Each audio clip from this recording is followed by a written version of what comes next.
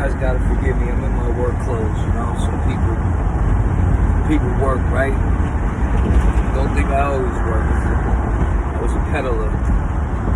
Did 14 years in prison. I can't do it no more. And especially nowadays with these fake drugs, I would never pick up any kind of drugs and sell any kind of drugs to anybody. Nowadays, you guys are buying fake weight, thinking that you're really drug dealers. You know, it don't add up. But let's get into what I want to talk about. So I just got done watching the Sharp and Soft White Underbelly interview, and it was kind of emotional, man.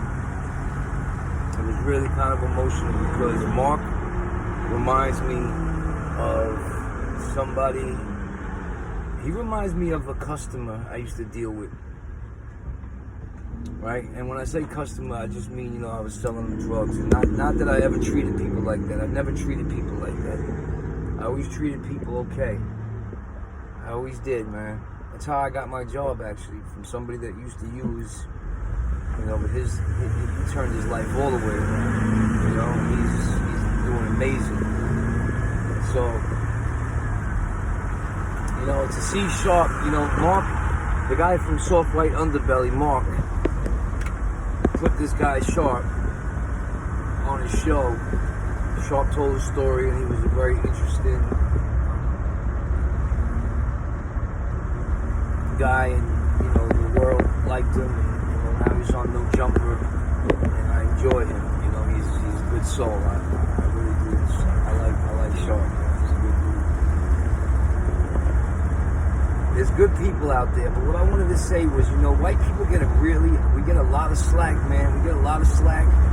We get a lot of it, man. We get a lot of it, man. We get a lot of people telling us that we're no good and this, that, and third, but really, you gotta understand what the times were back then, when slavery and all that stuff was going on. Like, the world was crazy. It's just like prison.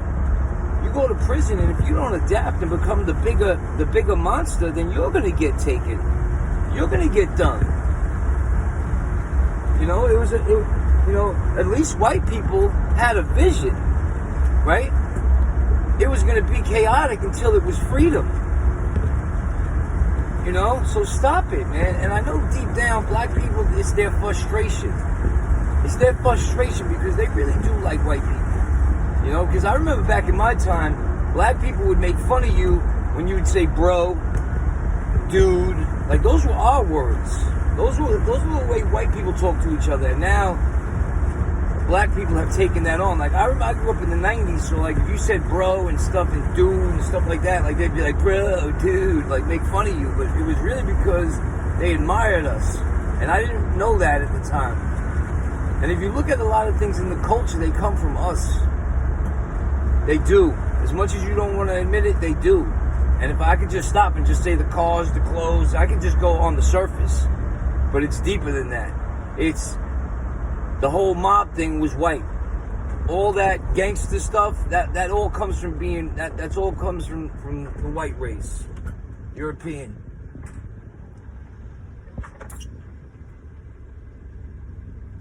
Let me say this, because let me not get off track. Mark from Soft White Underbelly. I think he's a genuine dude. We all have our demons. I can see him having demons deep down. You know, who knows what they are. But I know, for the most part, his heart is right, you know? His heart is right.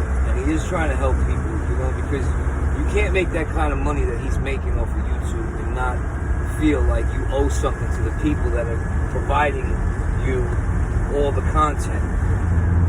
You know, you just can't. You know?